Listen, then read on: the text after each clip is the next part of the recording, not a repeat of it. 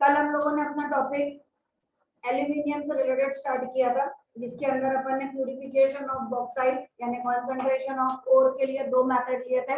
एक था bears process, दूसरा था सरपेक्स।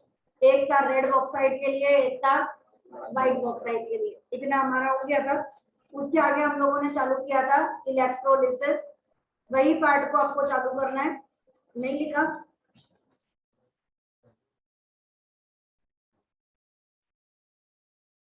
एक हेडिंग लिखी है electrolysis of fused alumina. Fused alumina मतलब जो ऊपर से हम लेकर आए हैं कॉन्सेंट्रेटेड वाला, उसको आगे कंटिन्यू कर रहे हैं। लिखेंगे upon the alumina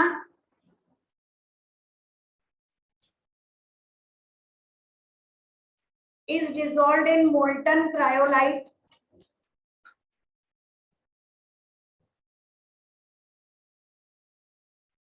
and is electrolyzed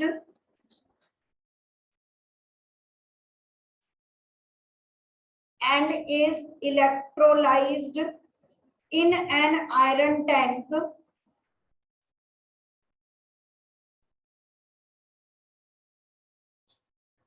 lined with carbon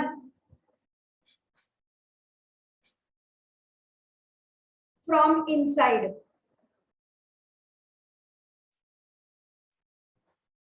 Full stop. The molten cryolite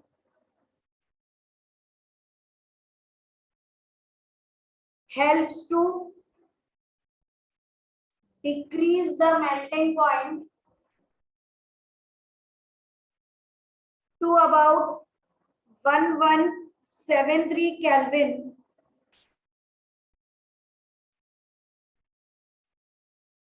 and increases the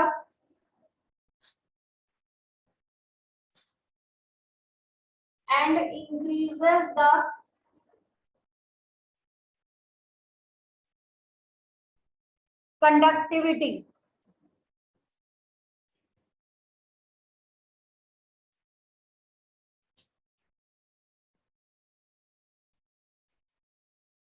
Full stop. The process of electrolysis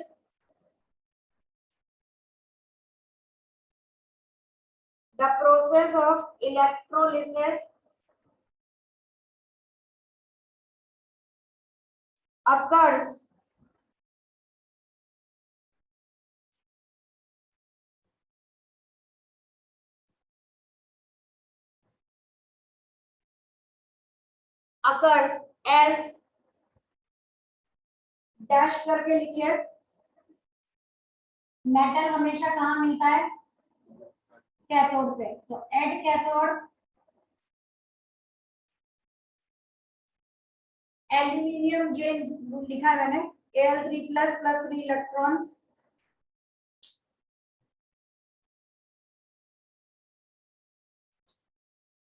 और एनोड पे कार्बन प्लस ऑक्सीजन।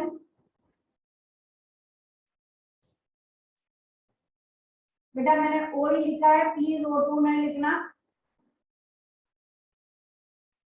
ये अपन मेल्टेड फॉर्म में ले रहे हैं, टेम्परेचर इतना हाई है कि अपन नेसेंट के फॉर्म में लिख रहे हैं। अगर आप O2 लिखें तो फिर हाफ O2 करके फिर लिखना।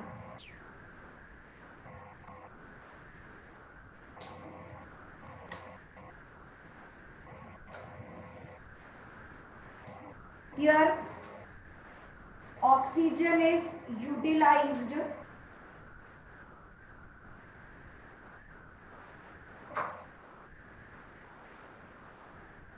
in the reaction to form carbon dioxide.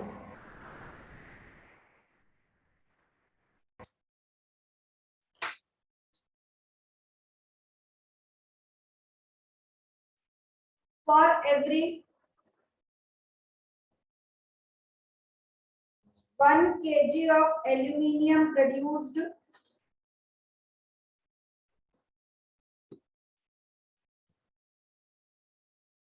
comma about half kg of oxygen,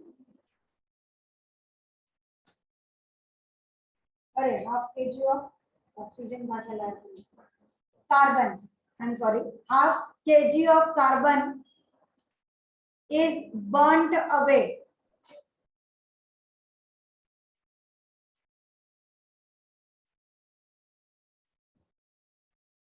So the carbon anodes should be replaced frequently.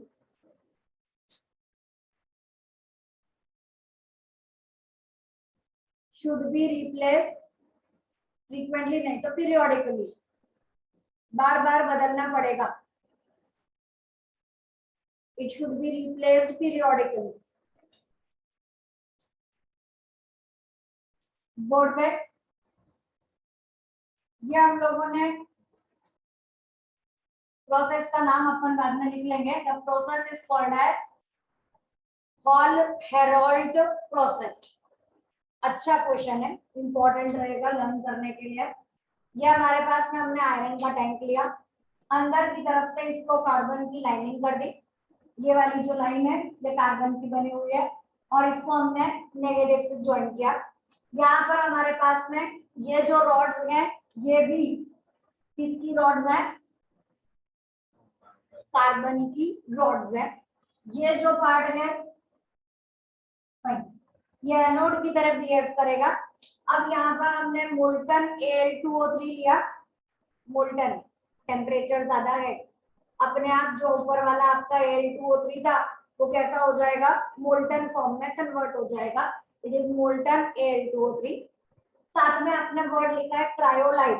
Cryolite is Na3Al(F6), इसे बोला जाता है क्रायोलाइट.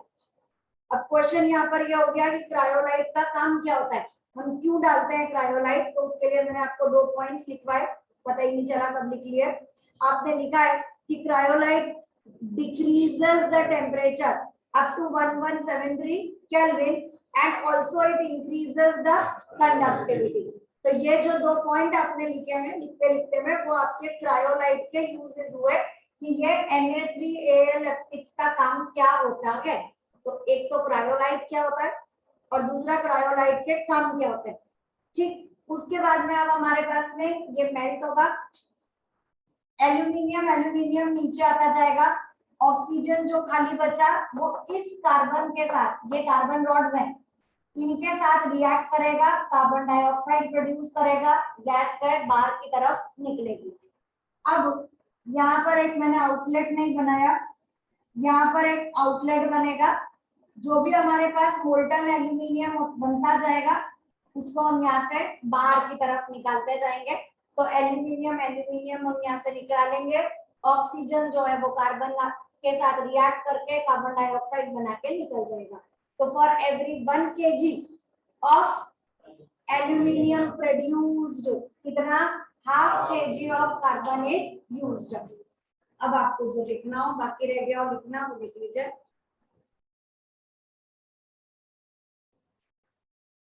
नेक्स्ट हेडिंग हम लिखेंगे रिफाइनिंग ऑफ एल्यूमिनियम. अब डेफिनेटली दिमाग में आना चाहिए कि रिफाइनिंग की क्या जरूरत है, क्योंकि हम तो ऑलरेडी इलेक्ट्रोलिसिस कर चुके हैं. नॉर्मल प्रोसेस के हिसाब से फर्स्ट क्रशिंग ग्राइंडिंग, फिर कंसंट्रेशन, उसके बाद क्रूड मेटल निकालना और उसके बाद लास्ट है जब प्योर फॉर्म हमने निकाला तो हमने बोला इलेक्ट्रोलिसिस से हमें प्योर फॉर्म मिल जाता है. तो हम तो इलेक्ट्रोलिसिस कर चुके, इससे हमें प्योर फॉर्म मिलना चाहिए. ये जो हमें एल्यूमिनियम मिला है इट इज 99% प्योर. इससे भी ज्यादा अगर प्योर की जरूरत अपने को पड़ रही है तो हमें और एक स्टेप ऊपर जाना पड़ेगा जिसको हम लोग अब नाम दे रहे हैं रिफाइनिंग ऑफ एल्यूमिनियम. थोड़ा सा एक्स्ट्रा है, ज्यादा है.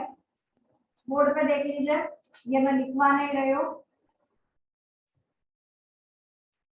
दिखने में आपको लग रहा है कि अरे ये तो सेम टू सेम ड्राइंग आपने कर दी है ना, सेम टू सेम नहीं है.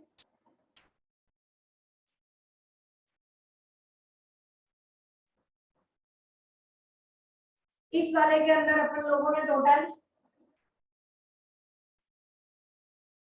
तीन पार्ट्स करें, बता रहे हो। यहां से अपन लोग इम्प्योर एल्यूमिना डालेंगे। इम्प्योर पार्ट कौन सा,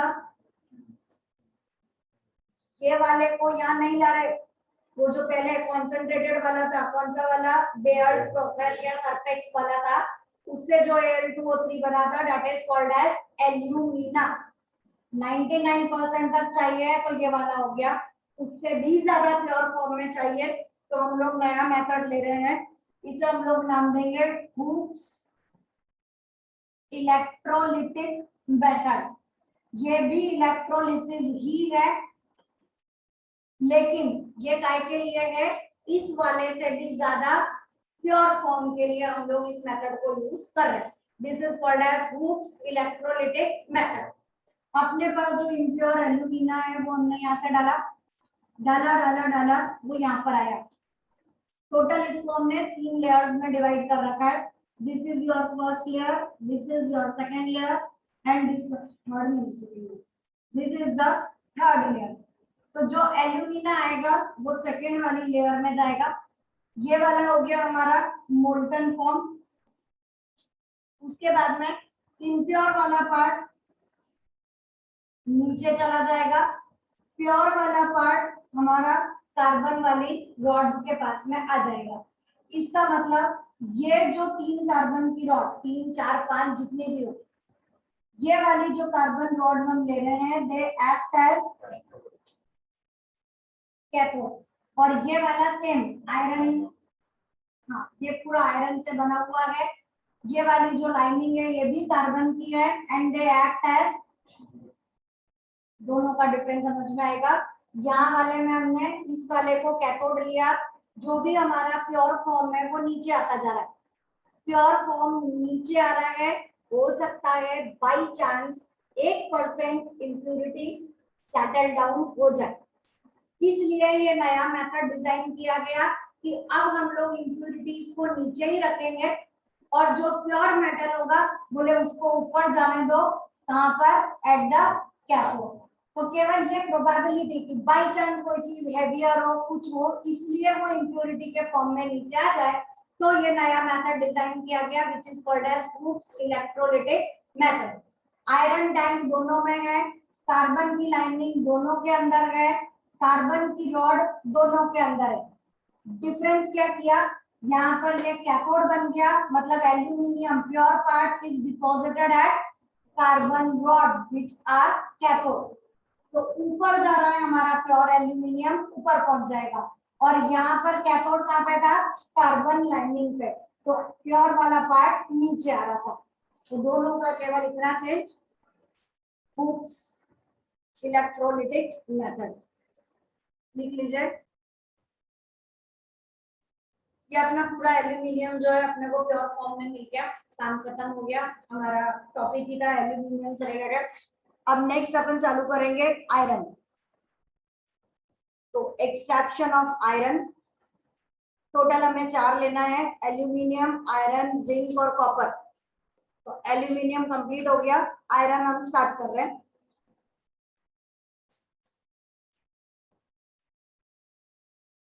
आयरन की ओर के नाम मैंने आपको लिखवा दिए थे, हेमेटाइट, मैग्नेटाइट, ठीक।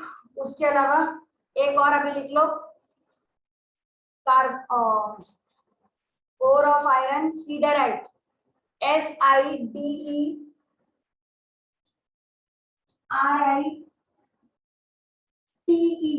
सीडराइट, इट इज FeCO3। और एक आयरन पायराइट, माइट भी मैंने लिखवाई होगी, FeS2। नॉर्मली पायराइट वाले सल्फाइड ही मिलेगा आपको, आयरन पायराइट, कॉपर पायराइट, मतलब पायराइट, ठीक है। तो आयरन जो है वो हर एक फॉर्म में प्रेजेंट है। हेमेटाइट हम बोल रहे हैं तो Fe2O3, मैग्नेटाइट बोल रहे हैं तो Fe3O4, आयरन पायराइट बोल रहे हैं तो Fe2S, ऑक्साइड फॉर्म भी हो गया, सल्फाइड फॉर्म भी हो गया, इसीलिए मैंने कार्बोनेट फॉर्म में लिखवा दिया कि सीडराइट इज द कार्बोनेट फॉर्म। तो सारे फॉर्म में हमें आयरन जो है वो मिल जाता है। सबसे ज्यादा कॉमन जो है वो आयरन पायराइड है, लेकिन फिर भी हम लोग इसे कम यूज में लेते हैं क्योंकि इसके अंदर सल्फर प्रेजेंट है और सल्फर की प्रेजेंस से आयरन का प्रोडक्शन जो है वो थोड़ा सा ज्यादा इफेक्ट करता है। तो अपन लोग जहां तक हो सके आयरन पायराइड को अवॉइड करने की कोशिश करते हैं, बट सबसे ज्यादा भी मिलता वही है। नॉर्मली बिहार, उड़ीसा, वेस्ट बंगाल, इन जगहों पर सबसे ज्यादा आयरन और स्टील मिलता है। आयरन और स्टील की फैक्ट्रीज आसनसोल, जमशेदपुर, भिलाई, दुर्गापुर, राउरकेला, भद्रावती और बोकारो इन जगहों पर प्रेजेंट है। और iron ore reserves in India are estimated to be about 75 million tons. India में बहुत ज्यादा आयरन की अपन मानते हैं कि प्रोडक्शन बहुत ज्यादा, इतने रिजर्व हमारे पास ऑलरेडी प्रेजेंट है। कॉमन नेम ऐसा कोई जो सबसे ज्यादा आयरन का प्रोडक्शन कर रहा हो? टाटा स्टील। चलो कुछ तो नॉलेज है, ठीक है, कुछ भी अपने बारे में हमें इतना तो पता होना चाहिए। चलिए, क्या हुआ? 2000 रुपए शेयर का भाव। शेयर मार्केट भी पता है, वाह क्या बात है। चलिए, कॉन्सेंट्रेशन ऑफ, नहीं पहला क्या कहलाएगा? क्रशिंग एंड ग्राइंडिंग, वो हमारी फर्स्ट स्टेप।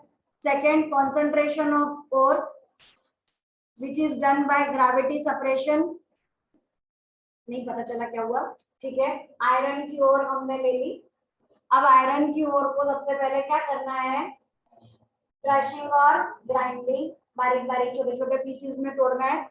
उसके बाद second step, concentration of ore. This concentration of ore is done by gravity separation या magnetic separation या hydraulic wash. मिट्टी ज्यादा है तो हाइड्रोलिक वॉश कर लो, भारी ज्यादा है तो ग्रेविटी सेपरेशन कर लो, आयरन का अमाउंट ज्यादा है मैग्नेटिक सेपरेशन कर लो। डिपेंडिंग ऑन द ओर किस तरह की हमारे पास आई है, ये सारी पॉसिबिलिटीज हम आयरन के साथ लेकर चलते हैं। नेक्स्ट थर्ड क्या है? क्रूड मेटल को हम लोग को एक्सट्रैक्ट करना है। उसके अंदर हम लोग, अपन ने बोल दिया कि भाई हम लोग सल्फर वाली तो पसंद नहीं कर रहे, आयरन पायराइड हम लोग नहीं ले रहे, Fe2S लेते तो प्रोसेस क्या कहलाता? रोस्टिंग। समझ में आता है इतना? अगर हम FeCO3 लेंगे तो कौन सा प्रोसेस रहेगा? और अगर Fe2O3 ले ली तो फिर आपको जरूरत ही नहीं है क्योंकि वो ऑलरेडी आपको ऑक्साइड फॉर्म में मिल रहा है, ठीक है ना। तो डिपेंडिंग ऑन द ओर ये प्रोसेसेस हमारे चेंज होते हैं। अगर आपको स्पेसिफिक कोई वर्ड दे रखा हो तो उसके अकॉर्डिंगली आपको समझना है। ऐसा नहीं कि मैम ने लिखवाया था तो हम तो यही मानने वाले, ठीक है। बुक बोल रही है कि कैल्सिनेशन करो, क्यों बोल रही है बुक? क्योंकि बाय डिफॉल्ट हम लोग और कौन सी ले रहे हैं? तो कैल्सिनेशन यूज होगा ना भाई। अगर Fe2S होगा तो रोस्टिंग करनी पड़ेगी, तो FeCO3 breaks down to give FeO plus CO2 oxide form में। FeO थोड़ा बहुत ऑक्सीजन के साथ रिएक्ट करेगा टू फॉर्म Fe2O3। अब अगर और ही ऐसी हो जिसमें Fe2O3 मिल रहा है तो फिर कैल्सिनेशन हमें नहीं करना पड़ता, ठीक। जब हम ये कैल्सिनेशन करेंगे तो अगर थोड़ा सा सल्फर प्रेजेंट है तो सल्फर डाइऑक्साइड बन जाएगा, आर्सेनिक प्रेजेंट है AS2O3 बन जाएगा। इसीलिए मैंने कभी नहीं लिखवाया कि कैल्सिनेशन अकर्स इन एब्सेंस, हमेशा क्या लिखवाया? एब्सेंस और लेस अमाउंट। समझ में आता है? वो लेस अमाउंट क्यों चाहिए? इम्प्यूरिटीज भी तो बाहर निकालनी है, इसके पास नहीं चाहिए लेकिन इन लोगों को तो चाहिए। तो इसलिए हम हमेशा वर्ड यूज करते हैं लिमिटेड सप्लाई ऑफ एयर और ऑक्सीजन। एब्सेंस वर्ड हम लोग अवॉइड करते हैं क्योंकि यहाँ पर हमें सब जगह पर देना ही पड़ेगा। फास्फोरस है, ऑक्सीजन दे दो, क्या बन जाएगा? P4O10। तो ये सारी इम्प्यूरिटीज जो है ये उनके ऑक्साइड फॉर्म में बाहर निकलती जा रही है। तो क्रशिंग, मेल्टिंग, कॉन्सेंट्रेशन, उसके बाद कैल्सिनेशन, उसके बाद और लिखवा रही हूँ, इतना कंप्लीट करिए। उसके बाद हमारा कौन सा होता है, रिडक्शन करना है ना, तो रिडक्शन ये बाकी है ना, Fe2O3 बना है, अभी क्या चाहिए, Fe चाहिए ना, क्रूड मेटल चाहिए, तो that is done by reduction. Reduction अगर कार्बन के साथ कर रहे हैं क्या कहला रहा है, स्मेल्टिंग। इसका जो स्मेल्टिंग, चलो इसका क्या, कोई सा भी स्मेल्टिंग हो टाइम में अकर होता है। यहाँ पर हम लोग वर्ड यूज करेंगे ब्लास्ट फर्नेस। कौन है ये, आयरन है। स्पेशल केस हम लोग पढ़ रहे हैं, इसीलिए स्पेशल स्पेशल नाम भी ले रहे हैं। एल्यूमिनियम के लिए इलेक्ट्रोलिसिस के साथ वर्ड क्या पढ़ा, हॉल, हेरोल्ड, प्रोसेस, तो वो एक नाम हो गया स्पेसिफिक। ऐसे ही जब अपन आयरन पढ़ेंगे तो smelting is done in blast furnace, ये अपन अभी देखेंगे कैसा होता है। इतना कंप्लीट करिए। चलिए अब हमारे पास में जो ओर आ रही है, that ore is called as calcined ore, क्योंकि हम उसका कैल्सिनेशन ऑलरेडी कर चुके। अब इस कैल्साइंड ओर के अंदर हम लोग 8 पार्ट्स ऑफ ओर ले रहे हैं। 4 पार्ट्स ऑफ ये जो कैल्साइंड ओर है, ये 8 पार्ट्स, जो कोक है, कार्बन है, दैट इज 4 पार्ट्स, और उसके साथ में CaO, limestone CaCO3 is 1 part। ऐसा पूरा एक मिक्सचर हमने तैयार किया। कैसा, 8:4:1, 8 पार्ट हमारा और 4 पार्ट हमारा कार्बन और 1 पार्ट हमारे पास में लाइमस्टोन। ये तीनों चीजों का एक मिक्सचर हमने तैयार किया। वो पूरा मिक्सचर हमने यहाँ से अंदर की तरफ डाला। ठीक, ये पूरे ब्लास्ट फर्नेस को हमने जोन्स में डिवाइड किया। फर्स्ट जोन जो हमारा है, नीचे लिखा है मैंने, क्यों नीचे लिखा है वो भी आपको समझ में आएगा। ये जोन को नाम दिया अपन ने कंबशन जोन। सेकेंड नंबर पे अपन ने यूज किया फ्यूजन जोन, और थर्ड नंबर पर अपन लोग यूज कर रहे हैं स्लैग फॉर्मेशन जोन। तो टोटल ये पूरा जो आपका ब्लास्ट फर्नेस है, ये 3 पार्ट्स में डिवाइडेड है। पहला पार्ट कहलाएगा combustion zone, second part fusion zone, third part slag formation zone. समझ में आता है, कंबशन का मतलब heating in presence of oxygen, ठीक है। फ्यूजन मतलब किसी चीज से हम रिएक्शन करवा रहे हैं, और स्लैग फॉर्मेशन जहां पे हमारे पास क्या वर्ड पढ़ाया था, फ्लक्स। हाँ, इम्प्यूरिटीज को हटाना है, फ्लक्स के साथ हमें रिएक्शन करवानी है, तो स्लैग का फॉर्मेशन अकर होगा। तो ये 3 प्रोसेस, स्मेल्टिंग में रिडक्शन करना है, आयरन बनाना है, और जो भी इम्प्यूरिटीज उस स्मेल्टिंग के टाइम रह गई है, ये लिखवाया था आपको मैंने, स्मेल्टिंग के साथ में लिखवाया था स्लैग का फॉर्मेशन। तो स्मेल्टिंग वाले प्रोसेस के साथ ही हमने लिखा था कि स्मेल्टिंग में अगर कोई इम्प्यूरिटी फ्यूज होके जा रही है तो उसे रोकने के लिए हम लोग क्या करते हैं, स्लैग का फॉर्मेशन करते हैं। एसिडिक इम्प्यूरिटी है तो बेस यूज करेंगे, और बेसिक इम्प्यूरिटी है तो एसिडिक फ्लक्स यूज किया जाएगा। इतना समझ में आया। अब ये पूरा पार्ट हमने बेच दिया। नीचे आया, सबसे नीचे आते क्या हो रहा है, combustion zone. Carbon plus oxygen reacts to give carbon dioxide. इस वक्त टेम्परेचर हमारे यहाँ पर कैसा है, हाई टेम्परेचर है 2170। इस टेम्परेचर के अराउंड पे हमारे पास में carbon reacts with oxygen to form carbon dioxide. उसके बाद थोड़ा सा ऊपर चले, थोड़ा सा ऊपर जाएंगे, यहाँ पर भी थोड़ा सा ऊपर जाएंगे, टेम्परेचर कम हो गया। ये जो पार्ट है बीच वाला, ये कहला रहा है फ्यूजन जोन। इस फ्यूजन जोन में एक तो कार्बन डाइऑक्साइड कार्बन से रिएक्ट करके बना रहा है कार्बन मोनोऑक्साइड, और यही बीच वाले जोन में Fe2O3 भी कार्बन के साथ रिएक्ट कर रहा है, फ्यूजन। जो आपका प्रॉपर स्मेल्टिंग वाला वर्ड है, वहां पे हम किसके साथ रिएक्शन करवा रहे हैं, कार्बन के साथ। तो जो CO2 है वो भी कार्बन के साथ रिएक्ट कर रहा है और जो हमारा और वाला पार्ट है Fe2O3 वो भी कार्बन के साथ रिएक्ट कर रहा है। यहाँ पर ये कार्बन के साथ रिएक्ट करके Fe बना रहा है, CO इज रिलीज्ड। यहाँ पर भी ये रिलीज कर रहा है CO। ये जितनी भी CO है वो हम यहाँ पर आउटलेट बना देंगे, ऊपर जाके यहाँ से CO या CO2 जो भी बन गया है वो यहाँ से बाहर निकल जाए।